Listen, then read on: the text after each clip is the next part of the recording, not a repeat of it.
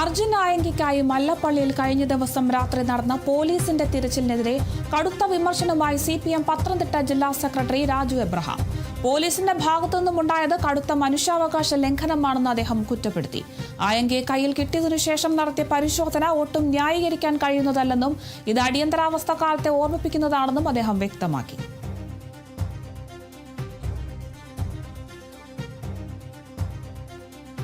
ഈ പ്രദേശത്ത് പോലീസ് നടത്തിയത് നരനായാട്ടാണ്. അർജുൻ ആയങ്ക ഇവിടെ ഉണ്ട് എന്ന് പറഞ്ഞുകൊണ്ടാണ് ഇവിടെ ഈ നരനായാട്ട് പോലീസ് സംഘടിപ്പിച്ചത്. സത്യത്തിൽ അർജുൻ ആയങ്കയെ 9 മണിയോടുകൂടി തന്നെ എവിടെയുണ്ടെന്ന് പോലീസ് ലൊക്കേറ്റ് ചെയ്തതാണ് ഇന്നലെ രാത്രി. ഇവിടെ നടന്ന് അതിനുശേഷം രാത്രി 11:30 ശേഷമാണ് പോലീസ് ഇവിടെ എത്തിയത്. ആദ്യം ഒരു പോലീസ് വാഹനം വരുന്നു, പിന്നീട് 8 പോലീസ് വാഹനങ്ങളിലായിട്ടാണ് 60ഓളം പോലീസുകാർ ഇവിടെ വരുന്നത്. ഇവിടെ പോലീസിന്റെ റെയ്ഡ് ഷൂട്ട് ചെയ്യുന്നു എന്ന് അറിഞ്ഞപ്പോഴാണ് പോലീസ് റെയ്ഡ് നിർത്തിയത്.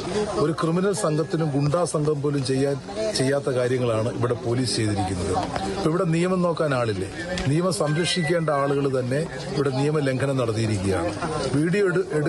കുട്ടികൾ വീഡിയോ എടുത്തില്ലായിരുന്നെങ്കിൽ ഈ 60ഓളം വീടുകൾ, ആ വീടുകളിൽ മുഴുവൻ ഇന്നലെ രാത്രി അവിടെ ഒരു തങ്കമണി ആവർത്തിക്കാനുള്ള സമീപനമാണ് പോലീസിലൂടെ ആസൂത്രണം ചെയ്ത് വന്നത്. ഒരു സംശയ കാര്യത്തിലില്ല.